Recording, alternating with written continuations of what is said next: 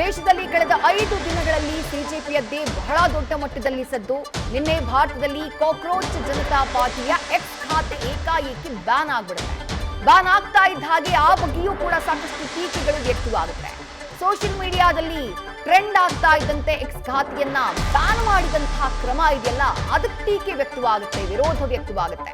ಮುಂದಿನ ದಿನಗಳಲ್ಲಿ ಇನ್ಸ್ಟಾ ಖಾತೆಯೂ ಕೂಡ ಬ್ಯಾನ್ ಆಗುವಂತಹ ಸಾಧ್ಯತೆ ಇದೆ.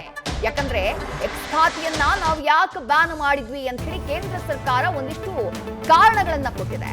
ಆ ಕಾರಣಗಳಿಂದಾಗಿ ಇಂಥದ್ದೊಂದು ಪ್ರಶ್ನೆ ಸದ್ಯ ಮೂಡ್ತಾ ಇರೋದು.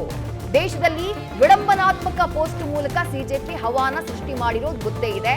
ಸಖತ್ ಕ್ರೇಜ್ ಬೆನ್ನಲ್ಲೇ ಕಾಕ್ರೋಚ್ ಜನತಾ ಪಾರ್ಟಿಯ ಎಕ್ಸ್ ಖಾತೆ ಬ್ಯಾನ್ ಆಗ್ಬಿಡುತ್ತೆ. ಏಕಾಏಕಿ ನಿನ್ನೆ ಅದನ್ನ ತೆಗೆದು ಹಾಕಲಾಗುತ್ತೆ.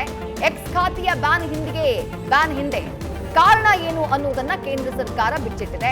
ಕೇಂದ್ರ ಸರ್ಕಾರ ಕೊಡ್ತಾ ಇರುವಂತಹ ರೀಸನ್ ಏನು ಅಂದ್ರೆ, ರಾಷ್ಟ್ರೀಯ ಭದ್ರತೆಗೆ ಧಕ್ಕೆ ತರುವಂತಹ ಗಂಭೀರ ಕಾರಣಕ್ಕಾಗಿ ನಾವು ಬ್ಯಾನ್ ಮಾಡಿದೀವಿ. ಇದು ಕೇಂದ್ರ ಸರ್ಕಾರ ಕೊಟ್ಟಂತಹ ಕಾರಣ.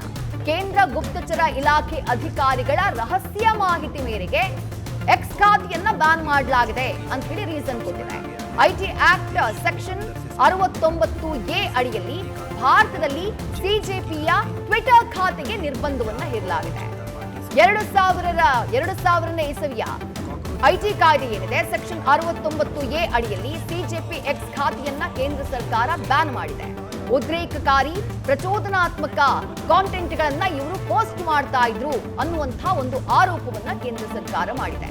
ದೇಶದ ಸಾರ್ವಭೌಮತ್ವ, ಭದ್ರತೆಗೆ ಬೆದರಿಕೆಯನ್ನ ಒಡ್ಡುವಂತಹ ಕಾರಣಕ್ಕಾಗಿ ನಾವು ಇದನ್ನ ಬ್ಯಾನ್ ಮಾಡಿದ್ವಿ ಅನ್ನುವಂತಹ ರೀಸನ್ ನ ಕೇಂದ್ರ ಸರ್ಕಾರ ಕೊಟ್ಟಿದೆ. ಬಟ್ ಒಂದು ಖಾತೆ ಬ್ಯಾನ್ ಆದ್ರೆ ಏನಂತೆ, ನಾವು ಮತ್ತೊಂದು ಖಾತೆ ಮಾಡ್ಕೊಂಡಿದೀವಿ ಅಂತ ಹೇಳಿ ಮತ್ತೊಂದು ಅಕೌಂಟ್ ಓಪನ್ ಮಾಡ್ಕೊಂಡಿದ್ದಾರೆ. ಎಟ್ ದಿ ಸೇಮ್ ಟೈಮ್ 20 ಮಿಲಿಯನ್ಗೂ ಹೆಚ್ಚು ಫಾಲೋವರ್ಸ್ ನ ಹೊಂದಿರುವಂತಹ ಇನ್ಸ್ಟಾ ಅಕೌಂಟ್ ಏನಿದೆ, ಆ ಅಕೌಂಟ್ಗೂ ಕೂಡ ಸದ್ಯ ಬ್ಯಾನ್ ಭೀತಿ ಕಾಡ್ತಾ ಇದೆ. ನ್ಯೂಸ್ ಫಸ್ಟ್ ನಿರ್ಭೀತಿಯಿಂದ ನಿಮ್ಮ ಪರವಾಗಿ.